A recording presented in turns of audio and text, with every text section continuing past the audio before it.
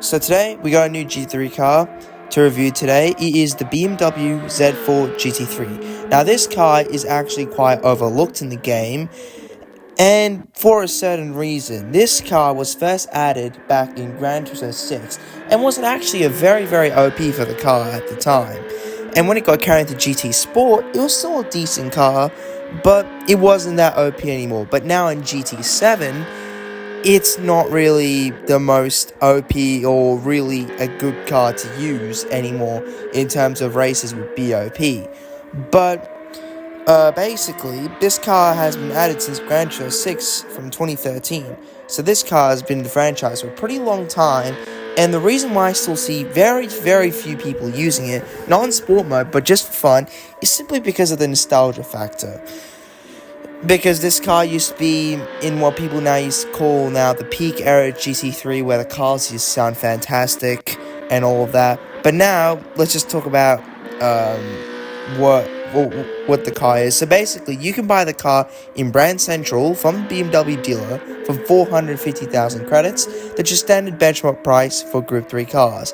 In terms of the car's stats, the car has a 4.4 litre P65 V8 engine carried directly from the E92 M3. It's not just carried from the E92 and put straight into it. There's a lot of different modifications. It makes a 515 horsepower and has a displacement of 4,361 cc. The car weighs about 1,190 kilos. That's just very light for a GT3 car. The car also, in terms of torque, makes 380 foot-pounds of torque at 5,500 RPM. The car is a front-engine rear-wheel drive, and performance points is actually fairly low at 712.78 performance points, but that's because it comes stock with racing hards. Now, in terms of what I think about the car, how it looks, I think the Z4 GT3 genuinely is a really nice looking car. I love how the Z4 looks, especially the E89 generation. But the way how they just made it more wider, they put the massive wing, the big splitter, the dive planes, I think all of it just makes the Z4 look so much nicer. And those really nice BBS wheels, I can just not get over that. So I think Z4 in every detail just looks perfect. Even the interior, I really like the interior a lot. But definitely, yeah, it's a very cool looking car. Although I wish they did bring the BMW laser headlights. I'm going to put an image of it right now. That basically is a carbon headlight with two small headlight slots. But the car I have the livery in is a Sagamoto Motorsport Z4 GT3 with the 3M livery, that I think looks absolutely stunning. And also, I'm glad to see that the Z4 GT3 raced this year at the N24. That was probably the coolest thing to see when I watched my first N24, that the Z4 GT3 was racing there. Now for the backstory of the car. The Z4 GT3 was an FIA GT3 specification model available to private teams. The weight from the standard E89 Z4 was reduced by 661 pounds through extensive modifications. This included replacement of a retractable roof with a fixed panel. The engine was also changed from a 4-litre V8 in the 2011 Z4 GT3. So the road car comes with an inline 6. They had a Z4 GT3 before that, the original one, that had a 4-litre V8. But then in 2011, they actually refined it, put wider fenders, increased the displacement to 4.4 litres. They're producing about 507 horsepower paired with an upgraded power shift transmission. So before that, it actually had a sequential gearbox. I definitely love to see the one with sequential gearbox, because I just love the sound of the sequential. In 2010 debut season, the Z4 GT3 won the Dubai 24 Hours and also finished second in the 2011 24 Hours of Spa with the Need for Speed Team Schubert car. The Z4 GT3 achieved several victories in the FIA GT3 Championship and the Blancpain Endurance Series. In 2011 Super GT season, Nobuto Taniguchi and Taku Bamba won the G3 class in a Z4 GT3. Tatsuya Kyoto and Nobuto Taniguchi repeated in 2014. In 2013, the Z4 GT3 finished second at the N24. In 2015, the Z4 finished First in the 24 Hours of Spa, and then sadly in 2016 it got replaced with the M6 GT3. Several years after the car was retired, German racing team Saga-Motor Motorsport announced that they'd be entering the Z4 GT3 for a one-off appearance in the 2026 24 Hours of Nürburgring with Ralf Schall, Christian Schur, and Henry Walkenhorst, and of course the team owner, Julian Reed, piloting the car. Despite the car's age, it was guaranteed entry into the top SB9 class against much newer competition. It finished 21st overall. Now, what I think about the car, I think it's a fairly balanced car. Since of it being about 60 kilos lighter compared to most modern GT3 cars, it handles fairly nice. It goes through corners really, really well. But the issue is, it can't carry the same speed compared to the modern G3 cars, simply because those are just, unfortunately, far more superior in speed and just pure sheer pace that really I cannot keep up with my time in a modern G3 car compared to a Z4 GT3. So really, it's just, I can't really try beat that time, and also it's just the downforce is not as good as the new G3 cars. The power output is really bad. It's 515 horsepower. So it's really underpowered that way, especially if you go into Nürburgring. A lot of the corners are high-speed sections and you prefer to have plenty of power. So definitely does lack in that area. And just generally the gear ratios, they're not really good at all. It definitely does struggle compared to the other Group 3 cars. But still, it's a decent car. Not bad. The time it actually got on the Nürburgring, if I actually find... I think I have an image of a screenshot I did. It actually got a, let's see, so Z4, it got an 8:14.662, which I think is about 11 seconds off the AMG GT3. It's only right behind the Vantage GT3, the DBR9 GT1, SLS GT3, Huracan GT3, M6, 296, and Elmas Evo.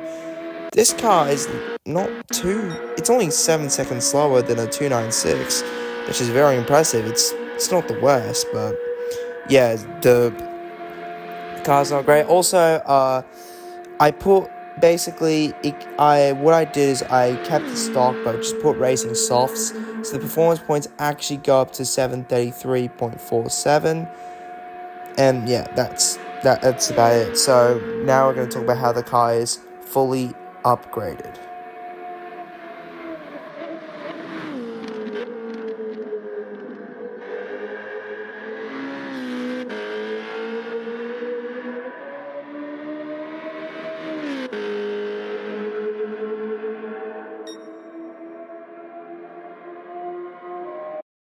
So let's say once you've fully upgraded the car and you've done all the tuning and stuff, well, the power actually goes up from 515 to 788 horsepower, standard for a Group 3 car, but the weight stays the same, 1,190 kilos, which is a very big advantage compared to most GT3 cars. I think it's a great thing that this thing is only 1,109 kilos. Sorry about that. Because most World Touring Car 800 races, you'd want a very good car that's pretty light and also has a pretty decent package. So Z4 G3 is definitely good. Main thing I'd highly recommend is, if you want to go for a stable downforce figure, go with 450, 650. That's mainly for Bathurst. If you do any other track, the downforce figures will be different, but definitely you'd have to change the suspension, differential, downforce, and the gearing ratios to keep up with these modern GT3 cars. But yeah, fully upgraded, solid car. The time it got was a 158.640. That's not bad at all. It's only about 1.6 seconds off the fastest car, the M6 GT3. It got beat by a Vantage GT3 and SLS GT3, AMG GT3, of course, because that thing's freaking ridiculous. But yeah, also for the performance point rating, so initially when you just bump it up to 788 horsepower, it will actually go up to 782. But the setup I did, since I set up high downforce and did etc., it went up to 787. Basically, when you upgrade, it goes to 782. So it's below 800. You have plenty of space to up to downforce, do whatever you need. You can go a bit more above point limit, so you just have a solid, stable car. But yeah, it performed pretty well, Map Panorama. The tune I did was actually specifically for a one-lap shootout, so it's set up for just pure time attack. The car felt very nice handling, didn't feel any sort of understeer, oversteer, perfectly balanced, solid car, very fun to drive. Definitely one hell of a car, but it's not the fastest. So yeah, let's get into the conclusion of the video. So that's it for today's video. Now we're just going to put all of it and just give a final verdict on it. So this part I'd probably cut into YouTube short, but basically, if you want a car that is a Group 3 car and that's fun to drive and you can detune with not too much effort, get the Z4 Gt3. Definitely is a car that is worth it. If you want a good, fully upgraded car with a bit less weight, Z4 Gt3 is the way to go. But except you just have to tune it in a certain way to make it better, because despite me tuning it, it just didn't do well. Maybe because I'm not the best at tuning, but if you're an expert tuner, you could easily make the car beat most of the other cars. And also, again, it's a great platform. You can either try to tune it and make it the best fully upgraded GT3 cars possible, or you can just downgrade it to World Touring Car 700 and you have a pretty OP car because it's actually decent on fuel economy. And I think the reason why I would still say somewhat to get this car is because you already have your main GT3 car to drive. But if you want just something fun to drive, you go just take it out in a couple laps, enjoy yourself. I think the Z4 GT3 is a very, very fun car to drive.